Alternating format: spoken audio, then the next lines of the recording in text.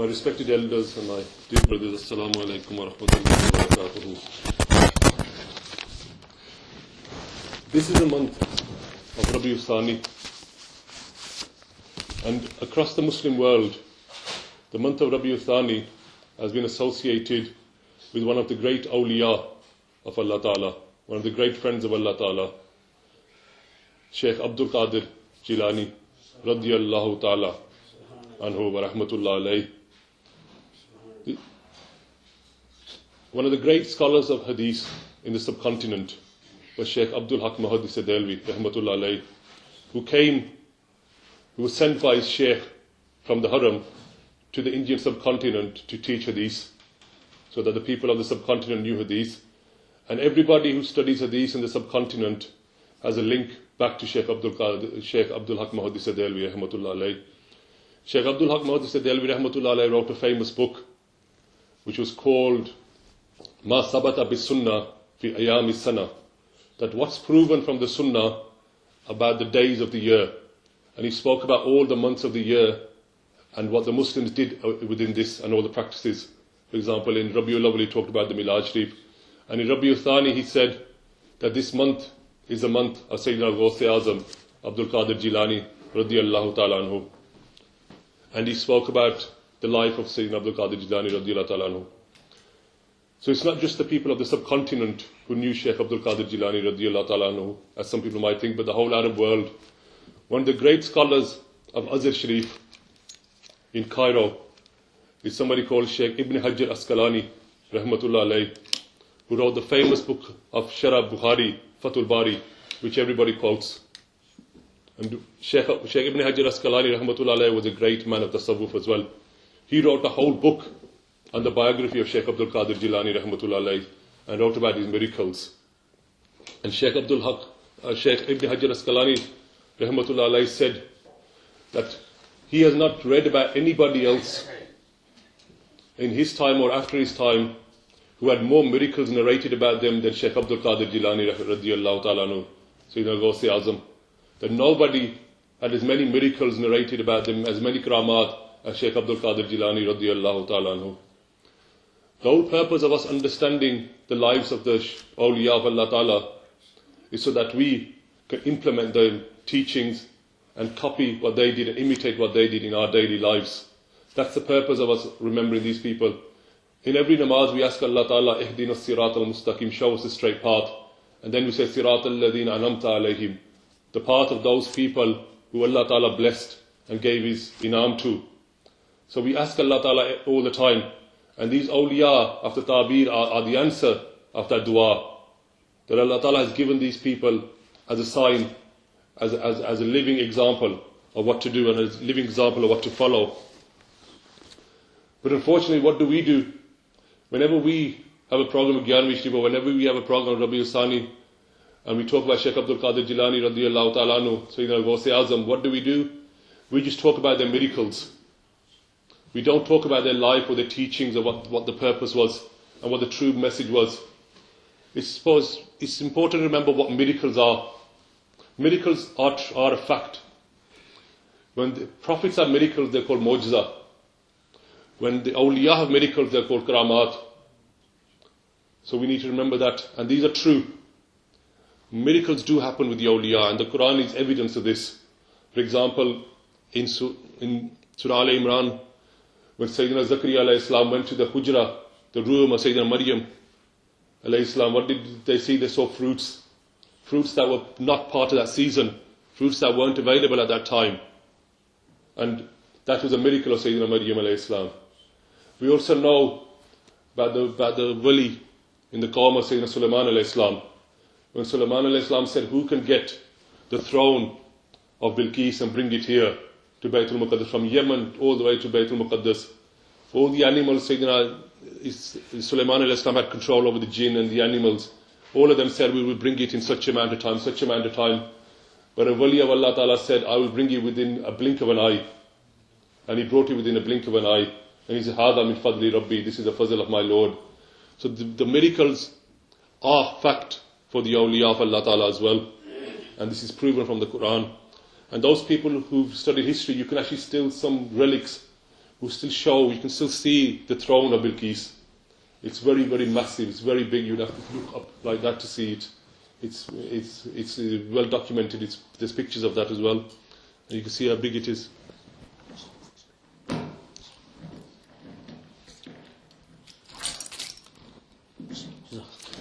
But what is the role of a miracle? We spend most of our time, whenever we talk about the awliya of Allah Ta'ala, talking about their miracles. But what is the role of a miracle? A miracle is to act as evidence of the truthfulness of that person. So they act as the truthfulness of that purpose. In the books of Aqidah, in the books, they've said that karamat will happen with the awliya, but that awliya must be salih, and you must be able to see that he's salih. It must be apparent to you that he's a pious person. It must also be apparent to you that he's a follower of sunnah, that he follows the Prophet ﷺ sunnah.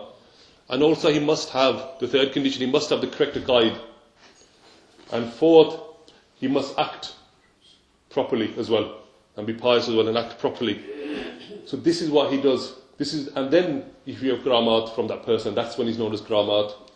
If you see somebody who is an evil person, who does wrong things, performing an act which is unusual, you can't call that karamat.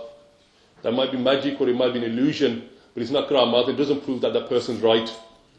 What proves that that person is right is that he follows the sunnah, that he looks pious, and he acts pious, and he has the correct aqidah. This is because as you get closer to time, the Dajjal will come. The Dajjal will perform miracles as well. The Dajjal will bring your dead back to life. People, your relatives who have been dead for hundreds of years, he will bring them back to life.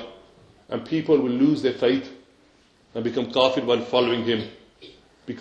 Just because somebody does a miracle doesn't mean they're right. It's just a tasdeeq of all the other things that they've done as well. So that's the important part to remember about karamat.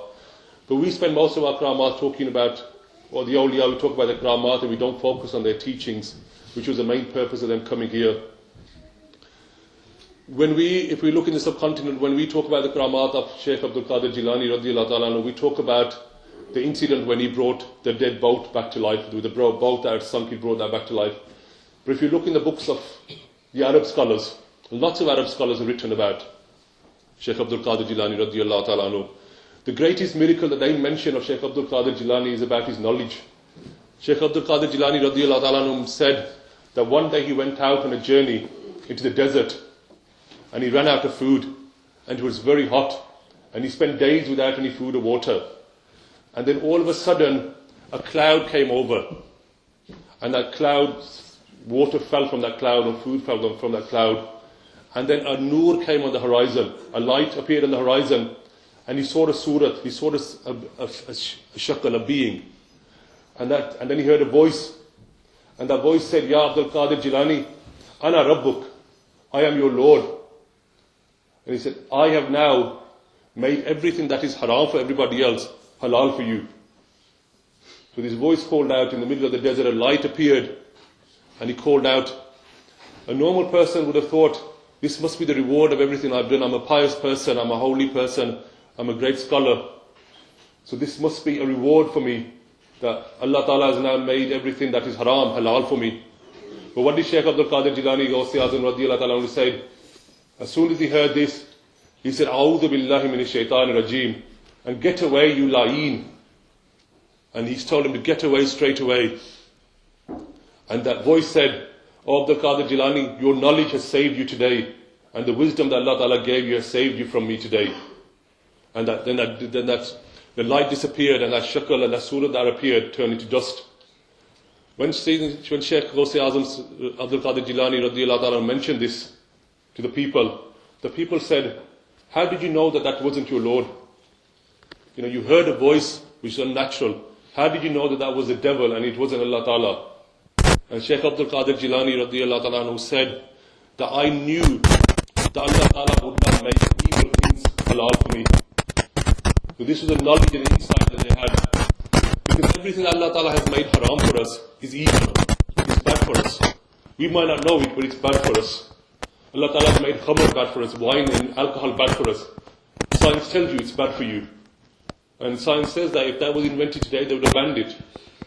Allah Ta'ala has made interest bad for us. And we know that's how the evil effect of that. Allah Ta'ala has made zina bad for us. We know that's bad. And you can see the effects of that around us. So all the things that Allah Ta'ala has made haram for us, we should know that they are bad for us. And this is what Shaykh Abdul Qadir Jilaani radiallahu anhu said through their knowledge and insight, that I knew that Allah Ta'ala would not make halal for me what's haram, because He would not make evil halal for us. And this is the insight and the knowledge that they had. This is the key lesson for our people today. Some people, as we get more and more holy and more spiritual, we start to wane in our ibadah. We think, it's alright if we do this, it's alright if we do this. And na'uzubillah, some people say that they're such walis of Allah Ta'ala that they don't need to act upon the Shariah. Na'uzubillah, they don't need to pray, or they've prayed once in their life and they don't need to do all of these things. This is all wrong. And you can see people of true knowledge and true insight know this. The other thing to remember about Sayyidina ghous azam Abdul Qadir Jilaani radiallahu ta'ala anhu is that we see them as a wali of Allah Ta'ala. But they weren't just a wali of Allah Ta'ala. They were the greatest scholar in Baghdad of their time. Imam Nawawi, rahmatullah alayhi, one of the great scholars, wrote a famous sharah of Sayyid Muslim Sharif. They said that at that time they were the greatest scholar of Shafi and Hanbali fiqh. Of Shafi and Hanbali fiqh, they were the greatest scholar. And some of their books, Abdul gave, for example, are about Hanbali fiqh and things like that. And they followed the school of thought. And they were the greatest scholar of that time. So they had a lot of knowledge. And people came to them and sat among the majalis. And one of the reasons why they were effective is that not only did they have wilayat, but they had ilm as well. So they had ilm and amal together. So Sayyidina ghous azam radiallahu ta'ala anhu said that 5,000 Christian and Jews have become Muslim at my hand. 5,000 Christian and Jews have become Muslim at my hand. And they said 100,000 Muslims have done tawbah at my hand. So they came and did tawbah at the hand of Sayyidina ghous azam. And they did this because they had ilm and amal. And that's the best way of doing preaching. The way the awliya did preaching wasn't through their words. They did preaching through their actions. People saw their actions.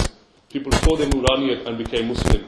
And that's how Islam spread in the subcontinent. Not with the sword, not through books or the line, but it spread through the actions of the people and spread through the actions of the awliya. We all know the famous story about Sayyidina ghous azam when they came to Baghdad Sharif. They came to Baghdad Sharif to study when they were 18 years old. So when they were old, which means that you can study for as long as you want. Some people think when they get to 15 or 16, their children are too old to study Islam. It's never too late to study Islam. You should study Islam from the cradle to the grave. And Sayyidina ghous azam radiallahu anhu studied for 33 years in Baghdad Sharif. He studied for 33 years. So he was 51 when he stopped studying or stopped Zahiri study. And obviously because Mutala and everything else still carries on and all that stuff that carries on. But you've heard of the story. It's a famous story about how you have ilm and amal and how that affects people. When Sayyidina ghous azam radiallahu anhu sought permission from his mother to go to Baghdad to study, his mother started crying because she was going to be separated from her son, but let him go. And he gave him 40 dinar, which Sayyidina ghous azam radiallahu anhu's father had left behind. Passed away. So ghous azam's father passed away. And Sayyidina ghous azam radiallahu anhu was quite young.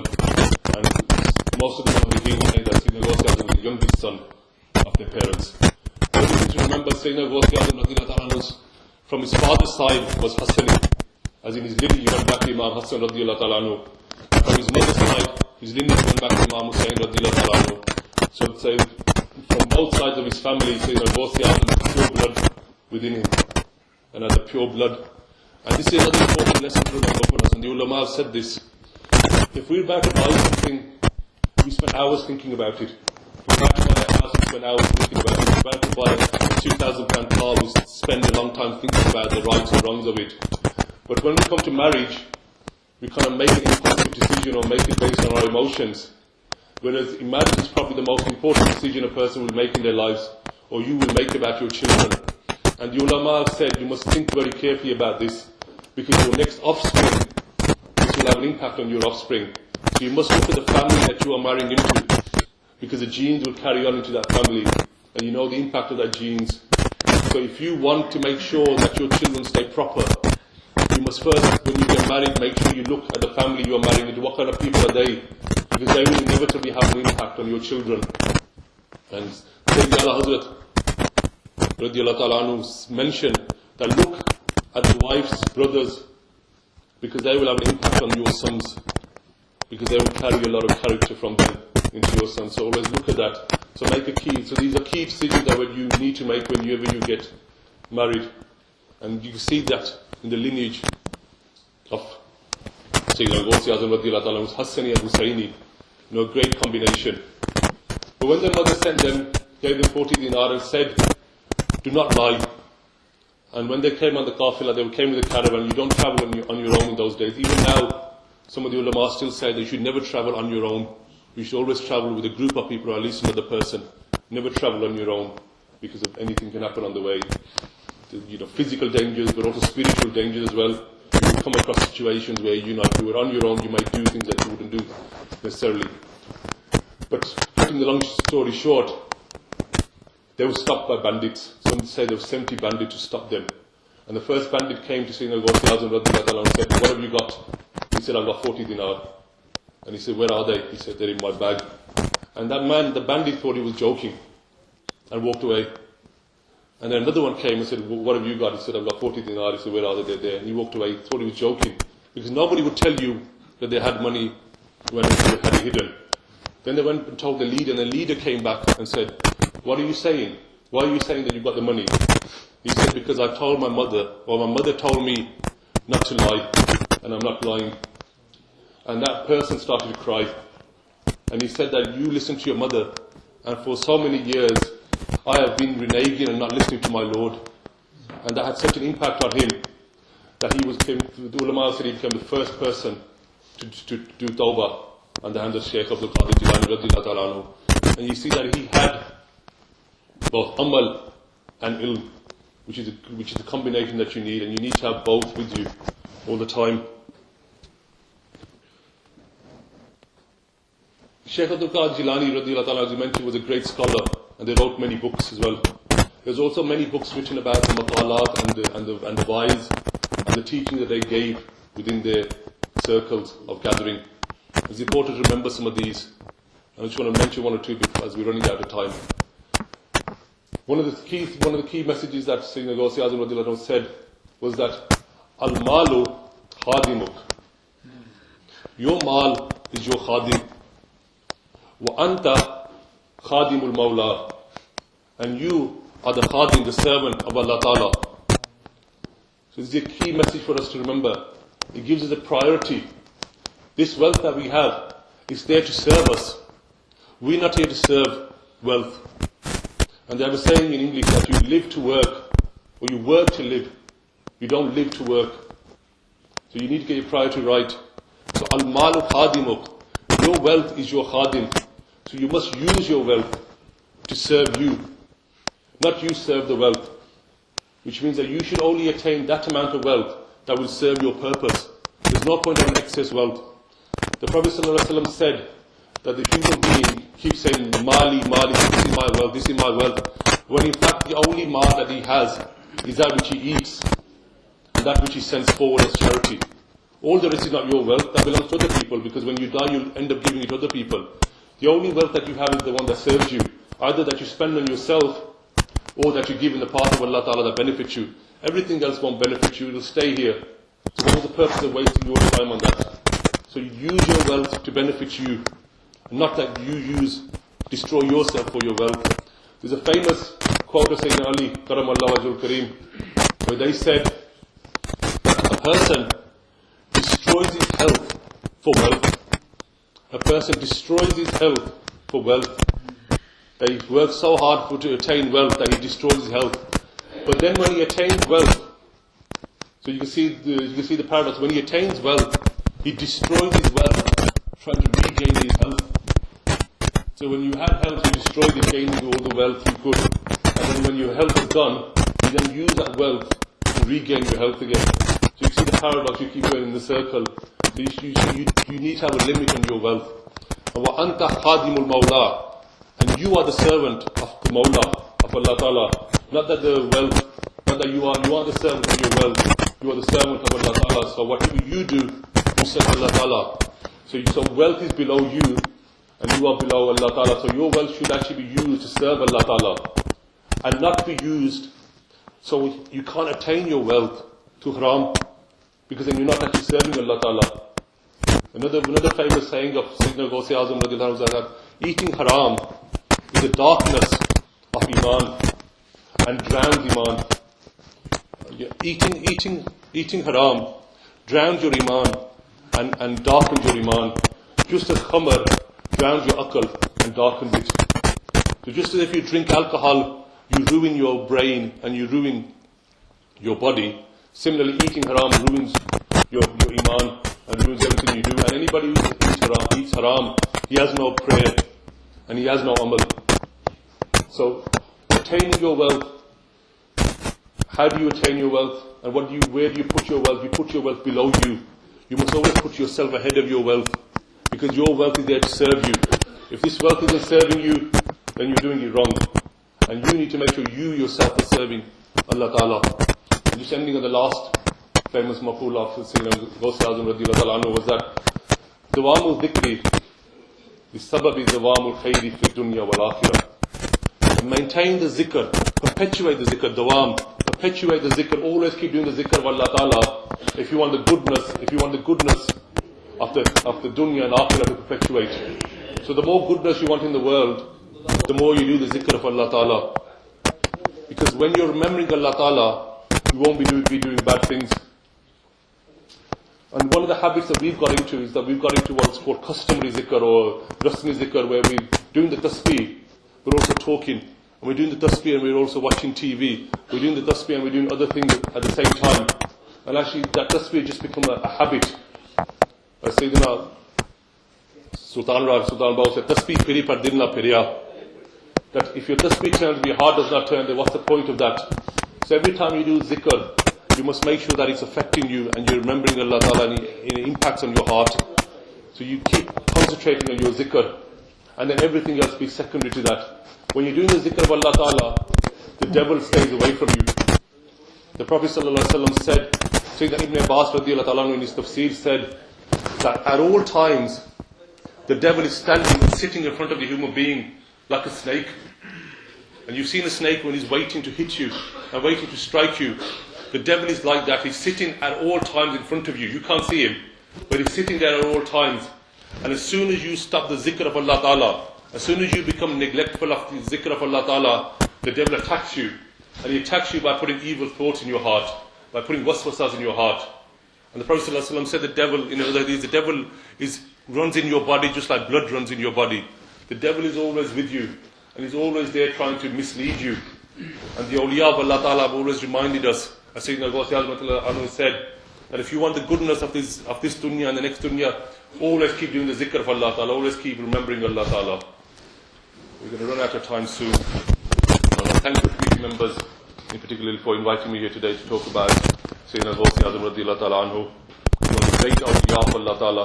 As we mentioned, we spend most of our time talking about the miracles, whereas actually we should be talking about the teachings of Sayyidina Ghaus Azam radiallahu ta'ala anhu, who was, the brothers who were here earlier, he was one of the greatest scholars of that time.